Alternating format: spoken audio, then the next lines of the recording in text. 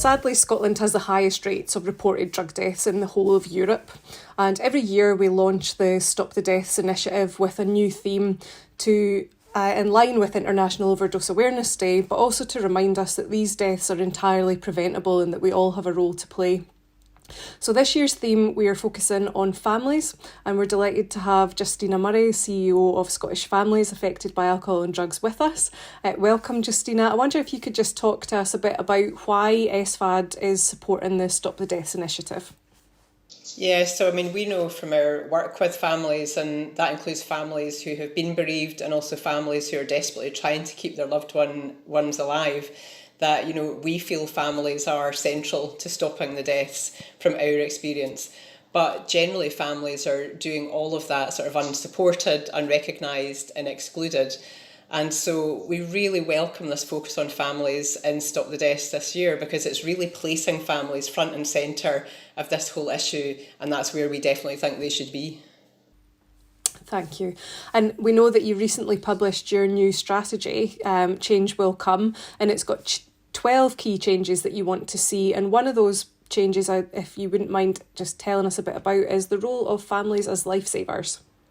Yeah, so the Families as Lifesavers programme really started from the conversations we were having after the drug summits that were held in Glasgow earlier on this year. So I actually thought they were last year and they were in February, so that just shows what kind of a strange year we've been having.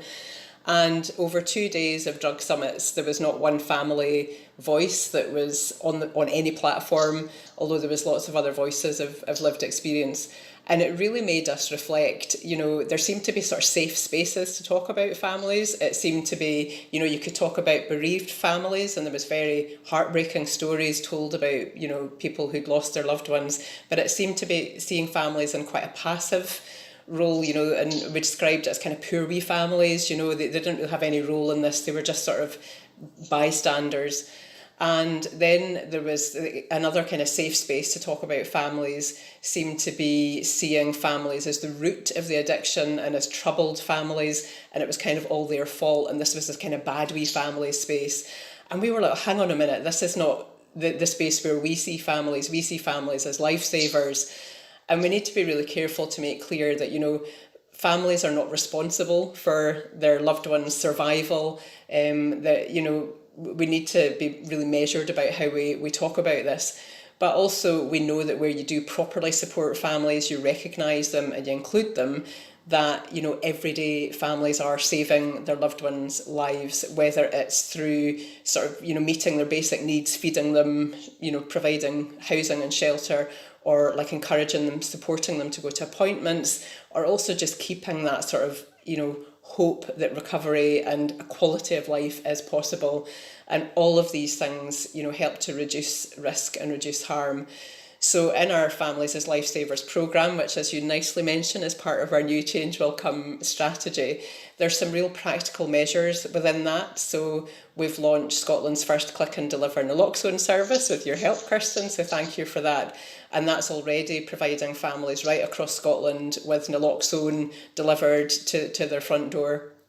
And we've also got, we're continuing to promote our Behind the Numbers campaign, which is giving families a platform to talk about their own experiences of trying to keep their loved ones alive, how it's been engaging with services and the kind of changes that they want to see.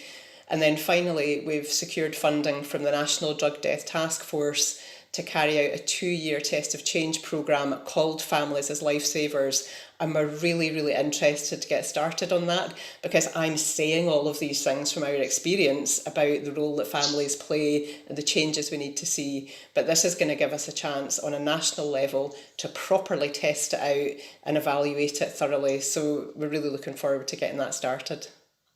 Thanks. That sounds like a really great piece of work. We know that families can have really powerful voice when it comes to change, and across the world, family organisations are advocating for changes to drugs policy and other programmes that will help support not just the families, but also obviously their loved ones who are experiencing drug problems. Because I think sometimes when we think about families affected, we often instantly think about families who've lost people to drug use, but there are families continually supporting people who are actually experiencing drug problems right now. So I wonder what you hope for the future in Scotland, that families will be able to advocate for change, or how you want to see families having more of a role in developing drugs policy in the future. Yeah, well, I think what we're seeing already is families being around a lot more tables and able to share their experiences, and I think that's really welcome, and it is very powerful when you hear families' voices directly. I think what we're not really seeing is, so people are listening to that, and decision makers, policy makers, service providers are listening to those voices, but what we're not really seeing yet is that things are changing, and so I think that's the next step change that we need to see. It's good to listen. Of course it's good to listen, but it's not the only point. And as the SHAP report said last year, stand up and tell me your story is not really enough.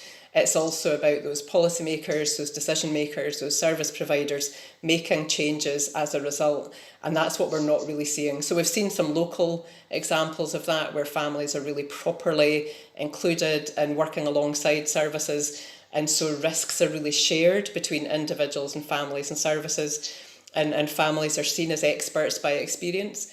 But on a large scale or on a national scale, we're not really seeing that change yet. So that's definitely our ambition for the future.